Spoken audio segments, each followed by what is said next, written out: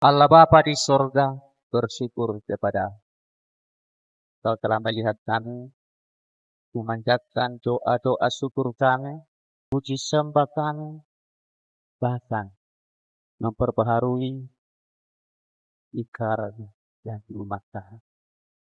Tuhan, kiranya semua berkenan. Bahkan rasa syukur yang boleh kami persembahkan, berusuku semua ibadah yang berkenan. Kami sebentar akan merenungkan firman-Nya. Mari Tuhan, berkati urapilah seluruh jemaat Tuhan, agar seperti tanah yang lembur dan subur, siap mendengarkan firman, siap ditaburi oleh kebenaran firman. Hamba-Mu juga yang menyampaikan, pakailah Tuhan, pakai segala keberadaannya, akal, budi, pikiran, agar boleh memberitakan ini sungguh berotoritas yang daripada. Di dalam ruangan ini juga hadirat-Mu berkuasa. Berfirmanlah Tuhan, kami siap mendengarkan firman-Mu di dalam nama Yesus. Amin. Salam Bapak Ibu. Ya, terpuji nama Tuhan atas segala kebaikannya. Kita boleh di dalam ibadah hari ini. Nah Bapak Ibu Saudara, mari kita lihat firman Tuhan yang boleh menyapa kita pada hari ini, yaitu dari Yohanes 4 ayat 5 sampai 42. Yohanes 4 ayat 5 sampai 42. Ini cukup panjang Bapak Ibu. Saya bacakan dari ayat 5 sampai 30 saja. Bapak Ibu boleh mengikutinya, yang memperhatikan sehingga firman Tuhan boleh sampai kepada kita. Demikian firman Tuhan di dalam nama Yesus Kristus. Maka sampailah ia ke sebuah kota di Samaria yang bernama Sikar, dekat tanah yang diberikan Yakub dahulu kepada anaknya Yusuf. Di situ terdapat sumur Yakub. Yesus sangat letih oleh perjalanan, karena itu ia duduk di pinggir sumur itu. Hari kira-kira pukul 12. Maka datanglah seorang perempuan Samaria hendak menimba air. Kata Yesus kepadanya, berilah aku minum. Sebab murid-muridnya telah pergi ke kota membeli makanan. Maka kata perempuan Samaria itu kepadanya, masakan engkau seorang Yahudi minta minum kepadaku seorang Samaria? Sebab orang Yahudi tidak bergaul dengan orang Samaria. Jawab Yesus kepadanya, jikalau engkau tahu tentang karunia Allah dan siapakah dia yang berkata kepadamu, berilah aku minum, niscaya engkau telah meminta kepadanya dan ia telah memberikan kepadamu air hidup. Kata perempuan itu kepadanya, Tuhan, engkau tidak punya timba dan sumur ini amat dalam. Dari manakah engkau memperoleh air hidup itu? Adakah engkau lebih besar daripada bapa kami Yakub yang memberikan sumur ini kepada kami dan yang telah minum sendiri dari dalamnya, ia serta anak-anaknya dan ternaknya? Jawab Yesus kepadanya, barang siapa minum air ini, ia akan haus lagi. Tetapi barang siapa minum air yang akan kuberikan kepadanya, ia tidak akan haus untuk selama-lamanya. Sebaliknya, air yang akan kuberikan kepadanya akan menjadi mata air di dalam dirinya yang terus-menerus memancar sampai kepada hidup yang kekal. Kata perempuan itu kepadanya, Tuhan, berikanlah aku air itu supaya aku tidak haus dan tidak usah datang lagi ke sini untuk menimba air. Kata Yesus kepadanya, pergilah, panggillah suamimu dan datang ke sini. Kata perempuan itu, aku tidak mempunyai suami. Kata Yesus kepadanya, tepat katamu bahwa engkau tidak mempunyai suami, sebab engkau sudah mempunyai 5 suami dan yang ada sekarang padamu bukanlah suamimu. Dalam hal ini engkau berkata benar. Kata perempuan itu kepadanya, Tuhan, nyata sekarang padaku bahwa engkau seorang nabi. Nenek moyang kami menyembah di atas gunung ini, tetapi kamu katakan bahwa Yerusalemlah tempat orang menyembah. Kata Yesus kepadanya, percayalah kepadaku, hai perempuan, saatnya akan tiba bahwa kamu akan menyembah Bapa bukan di gunung ini dan bukan juga di Yerusalem. Kamu menyembah apa yang tidak kamu kenal. Kami menyembah apa yang kami kenal, sebab keselamatan datang dari bangsa Yahudi. Tetapi saatnya akan datang dan sudah tiba sekarang bahwa penyembah-penyembah benar akan menyembah Bapa dalam roh dan kebenaran. Sebab Bapa menghendaki penyembah-penyembah demikian. Allah itu roh dan barang siapa menyembah dia harus menyembahnya dalam roh dan kebenaran. Jawab perempuan itu kepadanya, aku tahu bahwa Mesias akan datang yang disebut juga Kristus. Apabila ia datang, Ia akan memberitakan segala sesuatu kepada kami. Kata Yesus kepadanya, akulah dia yang sedang berkata-kata dengan engkau. Ayat 28. Maka perempuan itu meninggalkan tempayannya di situ lalu pergi ke kota dan berkata kepada orang-orang yang di situ, mari lihat di sana ada seorang yang mengatakan kepadaku segala sesuatu yang telah ku berbuat. Mungkinkah dia itu Kristus itu? Maka mereka pun pergi ke luar kota lalu datang kepada Yesus.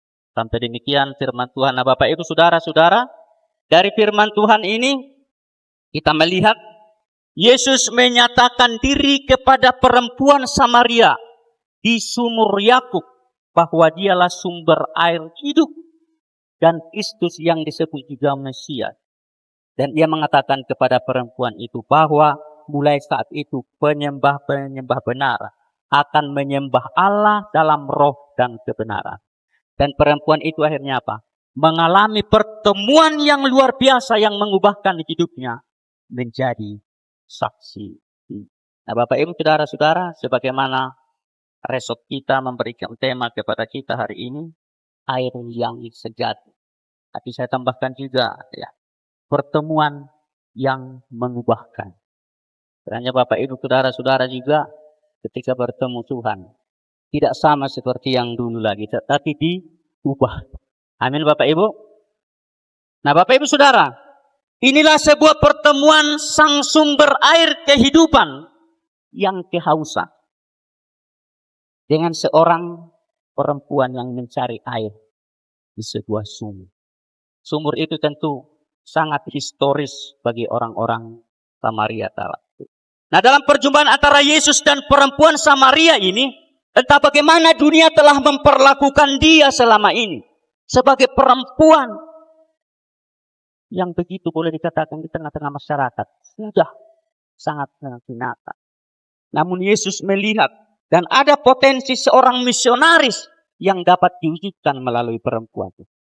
Bahwa ada bagaimanapun seorang berdosa bisa diubahkan oleh Yesus. Ketika kita bertemu dengan dia dan membuka hati. Itulah yang akan kita lihat dengan seorang perempuan ini. Nah, Bapak Ibu Saudara, ada beberapa hal yang kita melihat tentang firman Tuhan hari ini. Pertama, Yesus di situ menembus pagar pembatas yang sudah lama terjadi antara orang Yahudi dan orang Samaria. Nah, saat itu sebuah situasi yang tidak enak di siang hari, yang panas terik. Yesus dikatakan sangat letih setelah perjalanan yang jauh dan melelahkan. Dikatakan di keterangannya pukul 12. Yesus yang di dalam kelelahannya duduk di pinggir sumur Yakub. Lalu seorang perempuan Samaria datang untuk mengambil air. Yesus yang letih, haus, meminta air dari perempuan itu. Berilah aku minum. Bapak Ibu Saudara, saya membawa kita kepada situasi kedua orang ini tidak saling mengenal. Bapak Ibu. Lalu tiba-tiba yang tidak dikenal, berilah aku minum. Bapak Ibu Saudara, terdengar jawaban dari seberang sana. Itu tidak enak jawaban. Masakan engkau seorang Yahudi minta minum kepadaku seorang Samaria? Bapak Ibu, jawaban itu tidak enak. Namun walau tidak enak Bapak Ibu, itu lumrah. Kenapa? Karena hubungan orang Samaria dengan orang Yahudi pada saat itu sedang tidak baik-baik saja. Dan Yesus tidak begitu peduli dengan hal itu. Karena apa? Dia datang ke situ sedang membawa kasih karunia Allah. Menembus pagar pembatas yang selama ini memisahkan dua golongan besar. Dan lihat apa jawaban Yesus. Jikalau engkau tahu tentang karunia Allah, dan siapakah dia yang berkata kepadamu, berilah aku minum. Niscaya engkau telah meminta kepadanya dan engkau telah menerima air hidup. Nah Bapak Ibu, banyak orang mungkin termasuk kita, pernah berbicara dengan orang yang berseberangan atau yang tidak sama dengan komunitas kita. Dan itu bisa salah paham. Pernah Bapak itu, saya yakin. Namun kalau komunikasi berlanjut, kebekuan itu bisa menjadi mencair. Seperti air yang mengalir lalu menyegarkan apa yang sudah gersang dan menyegarkan apa yang sudah layu. Itulah yang terjadi di sini Bapak Ibu Saudara. Yesus pertama-tama meminta air. Tetapi sesungguhnya apa? Dia sedang menawarkan air hidup sejati itu. Dikatakan situ, jika engkau tahu karunia Allah dan siapa dia yang berkata kepadamu, berilah aku minum, niscaya engkau telah meminta. Dan engkau telah menerima air kehidupan. Bapak Ibu Saudara, apa maksudnya? Saudara? Dia yang meminta. Tapi kalau direspon, bagaimana? Ini artinya bahwa kebaikan pelayanan apa saja yang kita berikan kepada Yesus, kita sedang menerima karunia Allah. Jadi berbahagia hari ini Bapak Ibu melayani. Anda sedang menerima karunia. Amin. Bahkan dalam Yohanes 1 ayat 26 bagaimana? Orang yang melayani aku, kata Yesus, akan dihormati oleh Bapa. Luar biasa tidak? Itu yang melayani. Yesus juga berkata bahwa apa saja yang kamu perbuat untuk saudaraku yang paling hina ini, engkau sedang melakukannya. Jadi kita diperhadapkan dengan Yesus. Itu luar biasa. Kita melayani dia luar biasa. Kita yang meminta kepadanya, kita mendapat kasih karunia. Artinya apa? Bahwa ketika kita datang kepada dia, tidak pernah sebenarnya kita pulang dengan tangan kosong. Kita mendapat karunia. Nah di sini sekalipun perempuan itu tidak begitu memahami maksud Yesus tentang air hidup, namun ia telah membuka diri dan mau mendengarkan Yesus. Ini intinya Bapak Ibu Saudara. Ada kebekuan, ada pagar yang memisahkan mereka. Tapi dia mulai membuka. Di ayat 15 perempuan itu berkata, Tuhan, berikanlah aku air itu supaya aku tidak haus dan tidak usah datang lagi ke sini untuk menimba air. Dia tidak tahu. Dia pikir memang yang dia minta itu adalah sekadar air seperti di sumur itu. Maka dia berkata, agar aku tidak datang lagi ke sini. Tapi karunia Allah bukan hanya itu, lebih daripada itu. Di sini Yesus menyebut bahwa air hidup bersumber dari ini. Air sangat sentral dalam hidup kita Bapak Ibu. Di dalam buku Tao Te Ching, ya, kita yang pernah membaca buku Tao Te Ching, The Wisdom of Lao Tse, itu dikatakan bahwa air itu memiliki karakter paling mulia. Dan itu adalah karakter Allah. Kenapa mulia? Pertama, air itu dibutuhkan setiap makhluk hidup. Air tidak mau meninggikan diri. Dan sifatnya selalu apa? Merendah. Air itu memberkati, menyegarkan, memberi kehidupan, membersihkan. Dan selalu merendahkan diri. Dan apa? Tidak pernah mau bersaing. Itulah. Maka, Lao Tse mengatakan apa? Ini sesuai ajaran Yesus ini. Lao Tse mengatakan, itu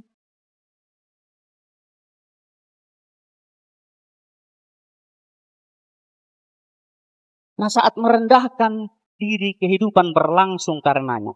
Sejak dari gunung Bapak Ibu. Di mana gunung? Di sini. Ya. Dari gunung berjalan sampai ke lautan. Air menjadi kebutuhan semua makhluk. Dan ia memberi kehidupan. Sepanjang jalan dia memberkati dan memberkati. Itulah dia air.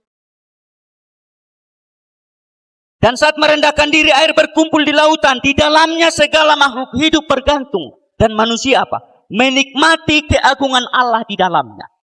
Maka lautan itu bagaimana Bapak? Di sana banyak orang mencari dia. Itulah air. Selalu merendah. Nah ada hal menarik pada ayat 14. Bahwa air hidup yang Yesus berikan kepada seseorang akan memancar sampai kepada hidup yang kekal. Ini berarti bahwa seseorang yang menerima Yesus Kristus, maka ia akan menerima kehidupan kekal dan karunia Allah yang akan terus memperbaharui hidupnya. Bapak Ibu, ini perlu dan kita renungkan. Adakah kita terus diperbaharui hidup kita? Di ayat yang lain dalam perjanjian lama juga dikuatkan ini.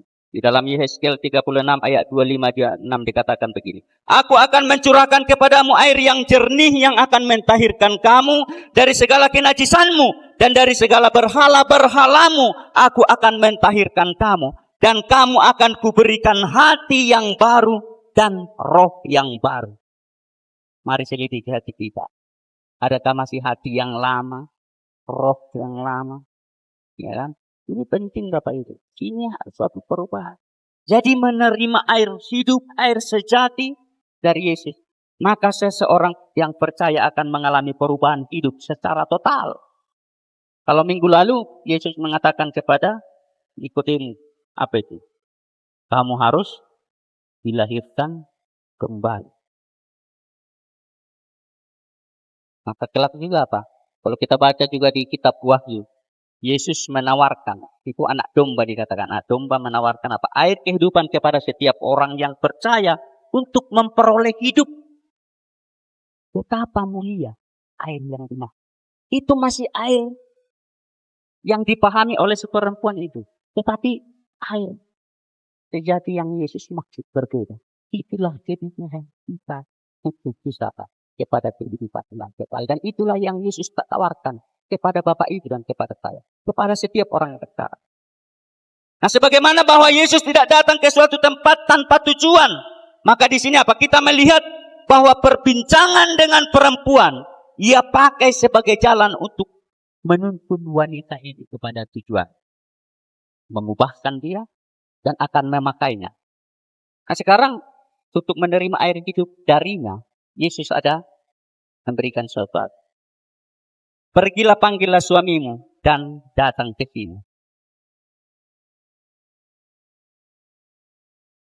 Ini tentu untuk melihat kejujuran daripada perempuan itu. Pergilah panggil suamimu. Bapak Ibu, dari ayat 16 sampai 18 itu sebenarnya apa? Cara Yesus membuka perjalanan kehidupan perempuan itu yang penuh dosa. Kehidupan yang demikian itu sangat sensitif untuk dibicarakan. Namun ada hal respon yang positif dari perempuan itu. Walaupun dia hidupnya demikian. Dia hina. Dia tidak bentrok dia. Dia tidak marah dia. Dia terbuka dan ada kerendahan hati di dalam diri. Bapak Ibu Saudara, banyak orang ketika dibuka keadaan hidupnya akan marah dan berusaha terus menutupinya sehingga makin jatuh dan makin tertekan. Kehidupan kita yang hina itu menekan Bapak Ibu Saudara. Itu sebab ketika dia datang ke situ, kenapa dia datang siang hari? Karena ada sesuatu.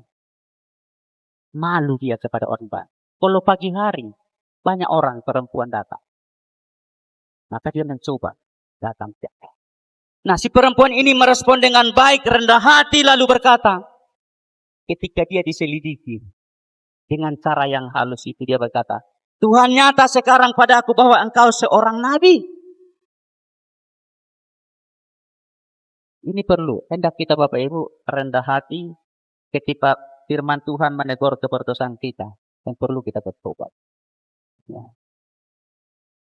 Banyak kadang-kadang jemaat orang Kristen ketika firman Tuhan kadang-kadang mengena, padahal itu enggak disengaja, rontak ya. Saya pernah didatangi oleh ibu-ibu karena khotbah kan gitu. Maka apa? Saya harus tunjukkan ayat-ayatnya. Coba lihat ayat yang saya khotbahkan, ada enggak melanggar? Ada enggak nembak-nembak kamu? Enggak. Ini apa? Penting kerendahan hati menyikapi dan mendengarkan. Lalu kita lihat di situ Yesus berbicara tentang menyembah Allah. Ini Bapak Ibu Saudara, akibat permasalahan yang terjadi antara orang Yahudi dan orang Samaria. Ada dua penyembahan. Di Gunung Gerizim orang Samaria sebagai tandingan kepada apa? Penyembahan di Yerusalem. Yesus berkata bahwa akan tiba saatnya penyembah benar. Menyembah Bapa dalam roh dan kebenaran. Nah, perempuan itu walau seorang berdosa, dia paham tentang nubuatan, tentang akan datangnya kebenaran, bahwa tentang akan datangnya seorang Mesias, dia tahu, dia paham. Maka ketika Yesus menyinggung ke sana, dia berkata, aku tahu bahwa Mesias yang disebut juga Kristus akan datang. Dan apabila ia datang akan memberitahukan segala sesuatu kepada kami. Nah, Bapak Ibu lihat, perempuan itu dituntun kepada maksud Yesus. Bahwa tadi di awal saya katakan apa? Yesus bertemu itu sebenarnya apa? Untuk menyatakan dirinya. Nah, ketika perempuan itu berkata seperti itu apa? Yesus berkata, akulah dia yang sedang berkata-kata dengan engkau. Akulah dia. Bapak Ibu, pernah ada di dalam perjalanan iman, Yesus berkata, akulah dia. Karena banyak orang menuntut tentang siapa Yesus itu. Siapa Yesus itu sebenarnya? Kan banyak orang masih ingin. Yesus benar-benar memperkenalkan. Dan ketika perempuan mendengarkan itu, dia merasakan sesuatu yang luar biasa, Bapak Ibu Saudara. Inilah menjadi pertemuan yang sungguh mengubahkan perempuan itu secara otomatis. Air sejati itu apa? Mengalir di dalam dirinya. Memenuhi hidupmu. Ia dengan rendah hati merespon Yesus yang sedang menegur masa lalunya. Yang hina. Kalau mungkin orang lain yang bertemu dengan dia di sumur itu apa? Mendapat penghinaan. Merendahkan dirinya. Di Yesus berbeda. Dari sini apa? Perlahan-lahan dia memahami apa maksud Yesus dengan air hidup itu. Dari sini kita mengetahui Bapak Ibu, bahwa Yesus bertemu dengan perempuan itu, ia membahas masa lalunya, bukan untuk menghukum dia, bukan untuk mengecam dia, tetapi untuk menyatakan dirinya kepadanya, dan untuk menunjukkan karunia Allah kepadanya. Nah, dan perhatikan, di sini Bapak Ibu, penulis Yohanes tidak mencatatkan nama perempuan. Sama ya, di Alkitab Bapak Ibu enggak ada juga. Kenapa? Ya, bisa saja itu dikosongkan agar kita menggantikan nama kita. Jadi ganti Bapak Ibu nama menurut. Karena apa? Kita juga orang berdosa di hadapan Tuhan. Kita tidak beda dengan perempuan ini. Kita orang berdosa, butuh air hidup. Ya. Air adalah seperti sifatnya mengalir, menyegarkan, memejukkan kehidupan dan memberi kehidupan. Itulah hendaknya kepada kita. Air sejati mengubahkan perempuan itu dan mengalirkan air hidup itu juga. Ketika dia terima itu, dia juga akan memberikan tangkai kehidupan itu, yaitu Yesus sendiri kepada orang-orang. Yesus membuat perempuan itu meninggalkan tujuan awalnya, yaitu mengambil air sumur dengan tempayannya itu. Tapi kemudian apa? Ia meninggalkan tempayannya, lalu pergi dia memberitakan. Bapak ini kalau kita lihat itu, khotbahnya singkat. Bukan seperti ini, khotbah ini panjang ini Bapak Ibu. Bertahanlah, jangan sampai ngantuk. Lihat kiri kananmu Bapak Ibu ya. Khotbah ini panjang. Khotbah perempuan itu pendek. Apa dikatakan? Mari lihat di sana ada seorang yang mengatakan kepadaku segala sesuatu yang telah kuperbuat. Mungkinkah dia itu Kristus? Selesai khotbahnya. Amin. Tapi apa dampak dari khotbahnya itu Bapak Ibu?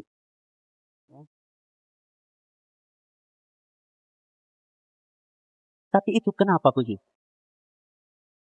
Ada air hidup yang mengalir mengubahkan jiwa.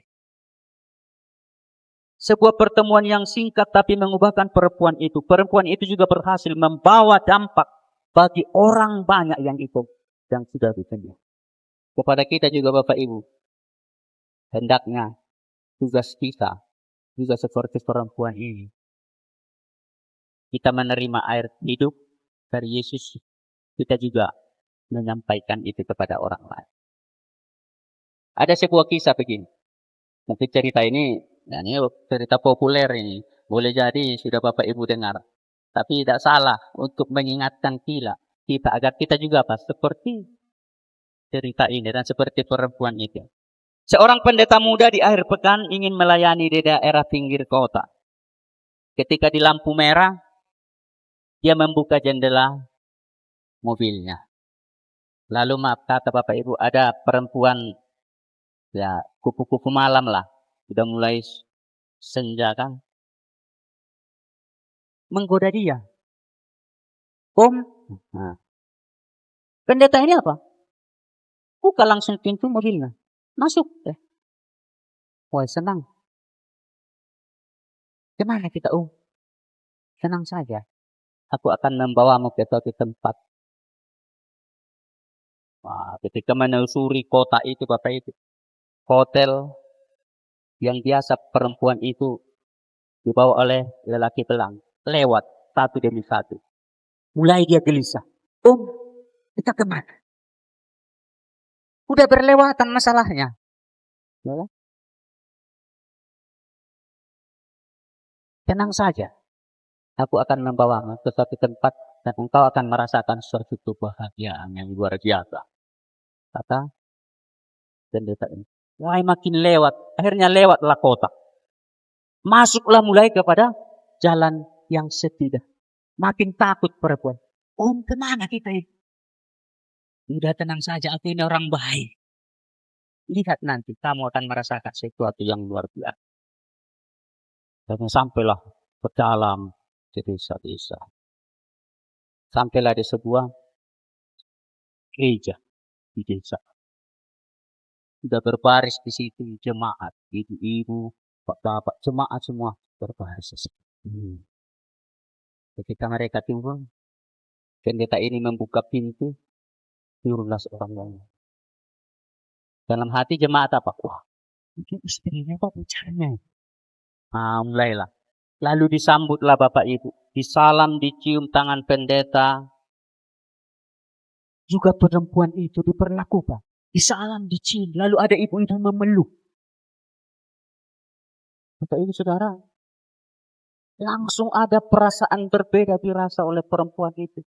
Selama ini, para laki-laki di luar sana dunia memperlakukan dia menghinakan. Walaupun pernah ada mencium tangannya, tapi itu hanya sejenak. Akhirnya apa? Dia akan dihinakan. Sekarang ia diperlakukan luar biasa, dihormati, dianggap istri pendeta itu. Menangis. Lalu ketika sudah selesai ibadah, selesai semua acara, mau pulang, dicium. Datang lagi ini. Kata ibu, Saudara, perempuan tanda petik tadi merasakan sesuatu hal yang luar biasa. Dan di mobil dia berkata kepada apa itu? Aku belum pernah merasakan seperti ini. Saya diperlakukan sangat hormat dan mulia. Selama ini aku diperlakukan oleh laki-laki sangat tidak baik. Aku dihinakan. Tetapi hari ini aku merasakan hal yang luar biasa. Ada apa sebenarnya? Lalu masuklah. Itulah kasih Tuhan yang sedang kau patah. Lalu perempuan itu apa? Janji. Berubah. Tobat. Nah Bapak itu saudara-saudara. Di sini apa? Lewat hamba Tuhan itu. Dia menawarkan kasih Tuhan. Penginjilan itu, pemberitaan itu apa? Berbicara tentang kasih yang menyentuh dengan kelembutan. Itulah air kehidupan yang mengalir lewat dia. Mengalir juga sampai kepada perempuan itu apa? Merasakan suatu penghormatan yang luar biasa. Dirubahkan hidupnya. Tadinya dia mau mencari kenikmatan, kebahagiaan lewat dunia ini. Tetapi ada kebahagiaan yang lebih lagi yang dia temukan lewat hadirat. Bapak itu saudara, Sama perempuan Samaria itu juga mengalami hal yang ajaib. Awalnya untuk mengambil air di sumur tapi melupakannya dan meninggalkan masa lalunya. Ditinggalkan tempayannya dan pergi memberitakan Injil. Memberitakan Yesus. Dan orang lain juga menerima air kehidupan. Bapak Ibu Saudara, sudah berapa lama kita bertemu dengan Yesus? Ya. Sudah berapa lama kita? Sudahkah air hidup, air sejati mengalir, mengubahkan kita, sehingga meninggalkan masa lalu kita? Sudahkah kita sungguh-sungguh diubahkan oleh kebaikan Yesus itu? Ini hal yang perlu kita renungkan Bapak Ibu Saudara-saudara. Sudahkah? Maka dibutuhkan di kenapa? Kerendahan hati dan sikap yang terbuka. Saya mengajak kita kembali melihat tentang menyembah Allah dalam roh dan kebenaran. Ini bukan hanya berhubungan dengan tempat ibadah yang dibatasi Yerusalem dan Gunung Gerizim saat itu. Tetapi bagaimana orang percaya dalam menyembah Allah. Sejak saat ini, mulai sekarang kata Yesus. Nah kalau kita mundur ke belakang jauh melihat tentang ibadah. Yang dicatatkan dalam Alkitab adalah ibadah yang dilakukan Kain dan Habel. Benar ya? Kain dan Habel. Apa yang terjadi saat itu? Ada masalah besar telah terjadi dalam ibadah itu. Hati seorang Kain dikatakan sangat panas dan muram mukanya. Mukanya muram. Kejadian 4 ayat 5. Mengapa hati Kain muram? Mengapa panas hatinya? Sama-sama mempersembahkan kalau kita baca. Kain membawa persembahannya. Habel juga. Kalau anak sekolah minggu dulu saya diceritakan guru sekolah minggu. Persembahan Kain itu kenapa? Asapnya itu dikatakan belok-belok gini. Saya tahu macam itu Bapak Ibu diajarkan dulu sekolah minggu. Asapnya belok-belok. Tapi asap persembahan daripada Habel apa? Nur. Sehingga benar. Nah. Kenapa persembahan Kain bermasalah? Karena persembahannya itu tidak didorong oleh pengenalan yang benar akan Allah. Tetapi lebih kepada menunjukkan bahwa persembahannya yang terbaik. Kayak aduh. Persembahan saya yang terbaik. Ini berarti ia menyembah Allah lebih kepada sekedar karena berkat yang ia terima. Nah, Bapak Ibu ini perlu kita renungkan ya. Apakah sekedar karena berkat yang kita terima lalu kita datang? Di situ Yesus berkata akan tiba saatnya penyembah-penyembah benar. Kalau ada penyembah-penyembah benar berarti apa? Ada penyembah-penyembah palsu. Seseorang bisa melakukan yang keliru, tetapi menganggap yang dilakukannya itu dia sedang berbakti kepada Allah. Dia sedang melakukan hal yang benar. Kan itu? Banyak orang menganggap seperti itu. Dari zaman dulu. Orang Israel juga banyak melakukan seperti itu. Maka di dalam Yesaya 1 ayat 13-14 katakan, jangan lagi membawa persembahanmu yang tidak sungguh sebab baunya adalah menjijikkan bagiku. Kata Tuhan. Menjijikkan. Aku muak melihatnya kata Tuhan. Tapi orang Israel menganggap itu tidak bagus.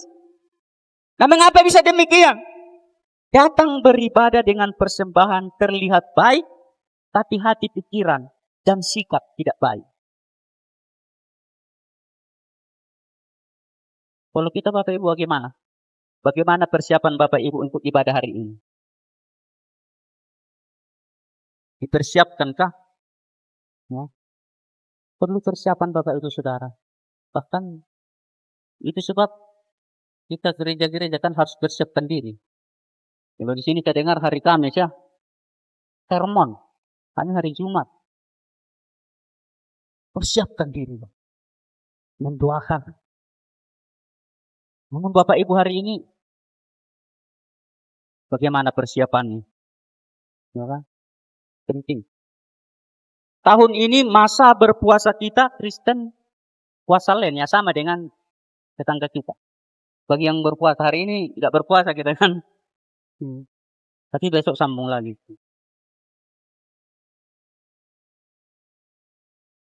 Banyak di luar sana menganggap beribadah dengan baik. Benar ya? Sampai-sampai karena dia berpuasa, orang lain susah cari nafkah. Benar tak? Di Medan sekarang viral kan.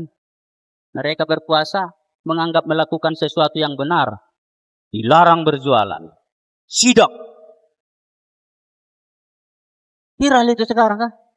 Karena mereka menganggap apa? Mereka sedang melakukan hal yang benar di hadapan Tuhan. Dengan kebenaran itu apa? Mereka menganggap orang lain hanya kebenaran.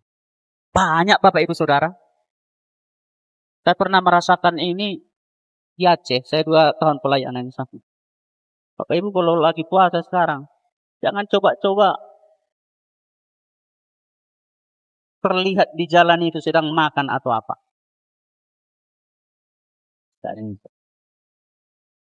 Saya susah cari makan waktu itu masih bujang saya sana. Cari sampai ke belakang. Dapat dari situ apa? Orang kita Tionghoa.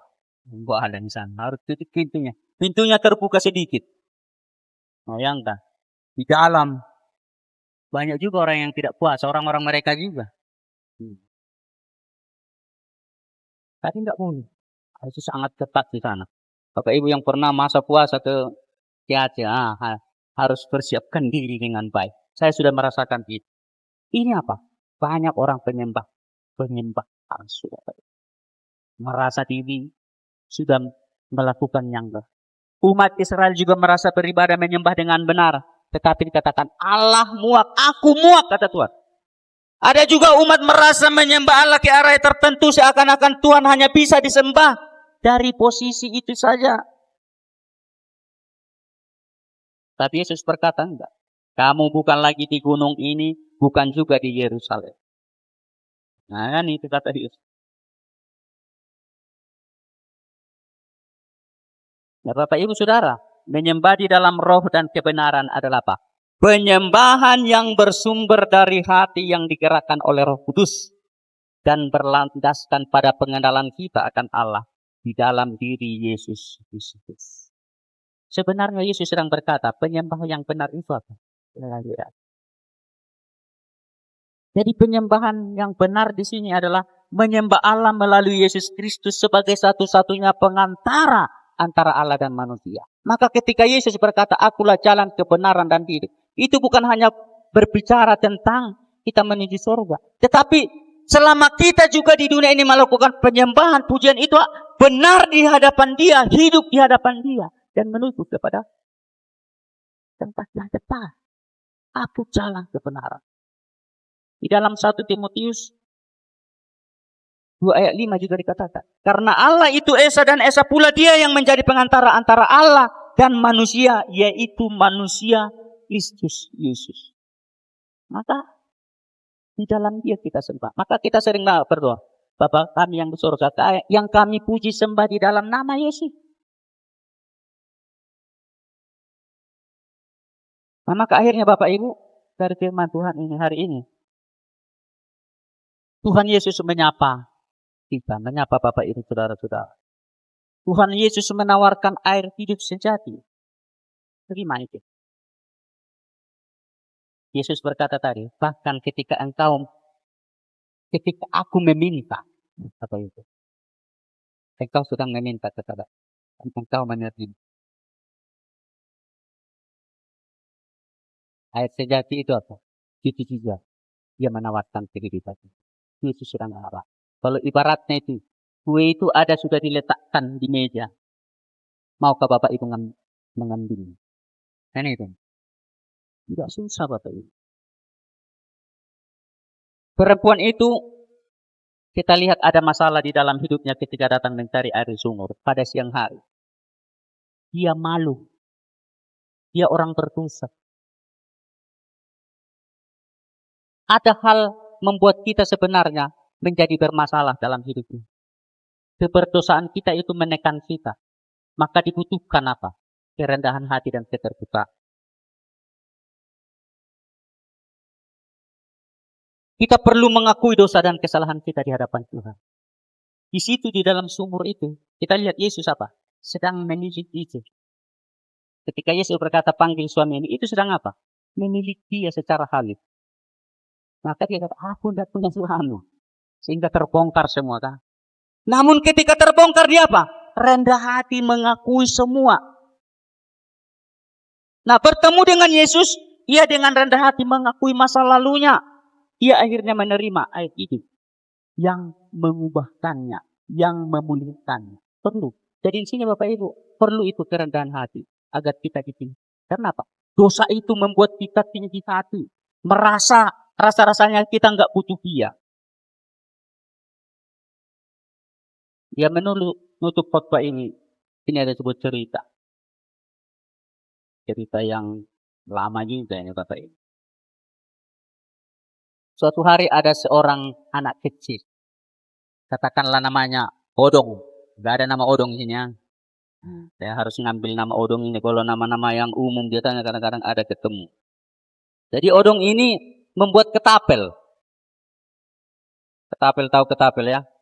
Jadi di kampung dulu ketapel itu kita buat, kita sarungkan. Ketika dia buat selesai ketapel itu, dia mau mencobanya. Ini ampun ketapel ini. Sudah selesai. Nah, cari burung nggak ada. Cari-cari ke sana tempat nggak ada. Tiba-tiba lewat sekumpulan bebek. Nah, ini kayaknya. Lalu dia bidik gitu. Tak, kerja. Terkelepar bebek. Senang dia. Wih, hebat ini kata teman. Tapi tiba-tiba bebek itu mati. Tadi dia senang. Tiba-tiba mulai berubah. Dia cek. Itu bebek neneknya. Nah, sudah dia lihat jelas. Lalu di dalam hati berpikir menjadi takut. Di dalam hati. Ini kasih tahu atau nenek atau dibuang. Kalau Pak Bambang yang membunuh bebek itu kasih tahu nenek atau buang?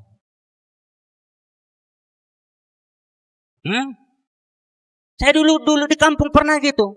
Waktu menjemur padi, ayam datang, ada ayam jago tetangga. Datang terus, usir, datang. Kulempar, mati. Lalu ku dengar cerita, tutup pukul-pukul katanya kan agar hidup balik. Tak hidup-hidup. Lalu bingung, ini kasih tahu enggak ya? Kasih tahu enggak? Buang. Saat itu saya buang Bapak Ibu. Ayam yang samping. Dan sampai orang itu sudah meninggal, tak tahu. Siapa kesulitan. Ampuni saya Tuhan. Nah, si Odong tadi sudah berpikir dia. Di sebelah kanan katakan, nak, beritakan, cici. Tapi yang sebelah kiri, Odong. Nanti kau dibala-bala. Kau dibala-bala ya. Marahin nenek kau nanti. Jangan. Setelah berpikir, akhirnya apa? Dia tidak bisa. Dia lihat kiri kanan, nggak ada orang. Dia buang. Nah Bapak Ibu, malam hari mereka makan bersama. Giliran si Odong ini cuci piring. Adiknya nimba air. Bukan seperti sekarang ada ledengnya. Nimba air. Dalamnya 15 meter. Jadi ketika dia cuci, adiknya duduk. Dek, timba air katanya. Sampai 5 kali, timba air dek. Ini udah mau selesai. Apa kata adik? Bebek. Tahu maksudnya bebek tuh? Rupanya adiknya itu lihat kejadian itu. Ketika dia mendengar kata bebek, ketakutan dia. Lalu apa dia cuci piring dia sendiri yang nimba air. Oh jadi dia ngerjakan. Kenapa? Kalau kamu suruh saya akan bisa kasih tahu sama nenek. Jadi kata bebek itu menjadi kata apa?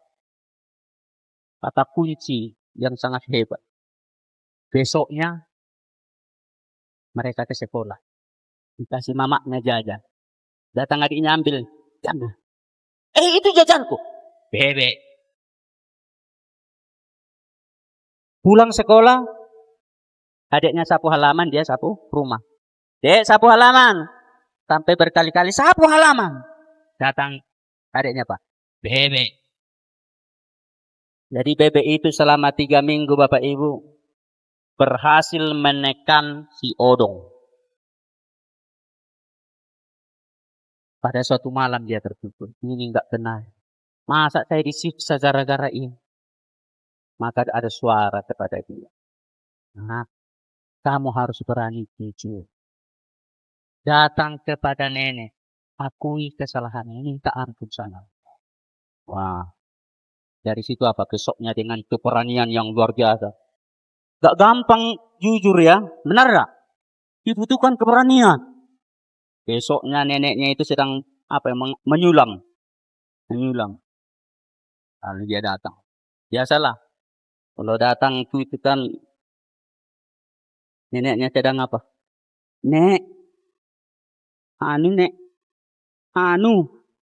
apa Itu nek. Kamu ini ngomong apa sih? Ya itu nek, itu. Nah, jadi susah dia mau ngatakan. Akhirnya, bilang yang jelas. Akhirnya dia, itu 3 minggu lalu. Bebek nenek itu meninggal dunia karena ketembak. Orang minta maaf. Minta maaf sama nenek. Semoga sama sumpah. Oh, dia datang langsung bersujud dia dengan kaki nenek. Minta ampun, nek. Akhirnya apa? Apa kata nenek? Dong, cucuku. Sebenarnya nenek sudah tahu. Nenek sudah tahu. Tetapi nenek mau melihat kejujuran kamu. Dan kamu mau datang berubah. Lihat. Dosa yang diperbuat yang tidak diakui. Itu akan menyiksamu dan menyiksakan. Ya. Akhirnya doakan lalu segar dia pulang. Malam tiba makan. Sama seperti dia cuci piring adiknya. Timba air. Dek, timba air. Timba air. Bebek. Dikatakan. Apa dia bilang? Tak ada bebek-bebekan lagi. Aku sudah merdeka. Tak ada bebek. Kasih tahu sana. Tidak beres. Karena aku sudah. Nah, Bapak Ibu Saudara, apa dari cerita ini kita lihat? Dosa itu menentang kita. Itu yang dialami oleh si perempuan itu. Itu sebab dia datang siang hari.